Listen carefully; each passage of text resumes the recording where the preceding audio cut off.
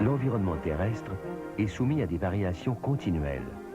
La lumière alterne sans cesse avec l'obscurité, la chaleur avec le froid, l'humidité avec la sécheresse. Au contraire, les êtres vivants doivent maintenir leur température, leur contenu en eau et leur composition chimique aussi constants que possible.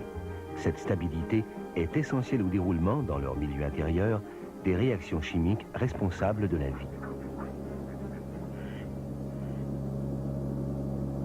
Les organismes doivent donc s'adapter constamment aux caprices de leur environnement. Lorsque l'environnement d'un être vivant se modifie, ce dernier réagit par des changements physiologiques plus ou moins profonds. L'ensemble de ces réponses physiologiques est appelé état de stress. Tous les êtres vivants, animaux ou végétaux, sont régulièrement victimes de stress. Pour une plante, par exemple, le manque d'eau est une source de stress. Lorsqu'une plante est privée d'eau, la concentration en sucre et en sels minéraux de sa sève augmente.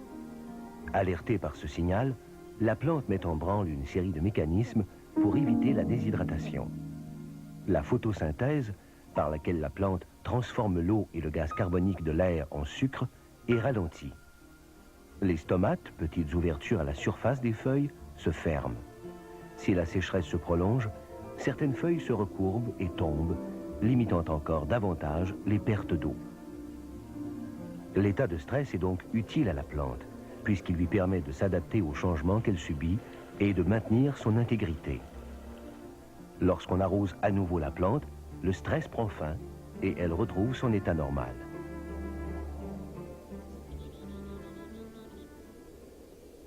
C'est également le stress qui permet aux espèces animales et à l'homme de s'adapter aux changements pouvant les menacer. Lorsqu'un individu est exposé à une menace venant de son environnement, une série de réactions nerveuses et hormonales s'amorce aussitôt dans son organisme. La première de ces réactions est la réaction d'alarme. Pendant cette phase, une série de changements physiologiques prépare l'organisme à deux actions possibles, lutter ou fuir. Le message de danger est d'abord transmis au cerveau. Le système nerveux sympathique, constitué d'un réseau de nerfs rayonnant dans tout le corps, s'active à son tour. Il commande aux glandes surrénales, petits organes situés au-dessus des reins, de sécréter une hormone, l'adrénaline. Plusieurs changements physiologiques se produisent alors. La respiration s'accélère, le cœur bat plus fort, plus vite. Le sang quitte les organes digestifs pour se déplacer vers les muscles des membres et la pression artérielle monte. Les sens s'aiguisent afin de mieux percevoir le danger. L'individu est prêt à affronter ou à fuir la menace qui pèse sur lui.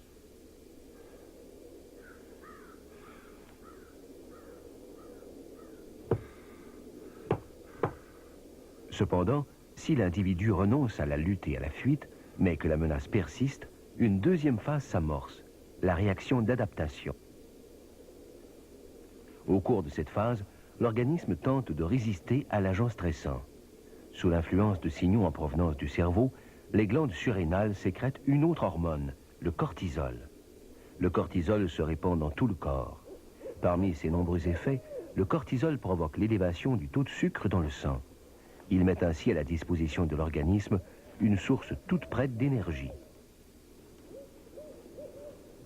Pourvu de cette énergie supplémentaire, l'individu peut survivre à de longs jeûnes ou fournir d'étonnants efforts physiques.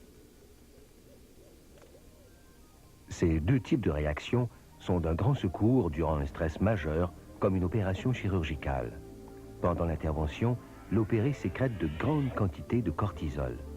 Sous l'influence de cette hormone, les réactions de l'organisme aux allergies s'amenuisent, lui permettant de tolérer les corps étrangers qu'on y introduit.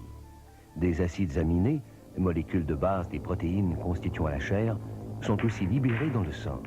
Ils faciliteront après l'opération la réparation des tissus et la cicatrisation. Enfin, le sang s'épaissit, ce qui en facilite la coagulation. Dans une telle situation, le stress peut sauver la vie. Mais lorsque l'exposition à la source de stress dure trop longtemps ou se prolonge de façon chronique, les mécanismes d'adaptation de l'individu finissent par céder. Incapable de résister davantage, l'organisme entre dans une troisième et dernière phase, la réaction d'épuisement. Ses réserves d'énergie baissent dangereusement et son corps devient incapable de résister à l'agression. Réaction essentielle à la vie, le stress peut aussi entraîner la mort.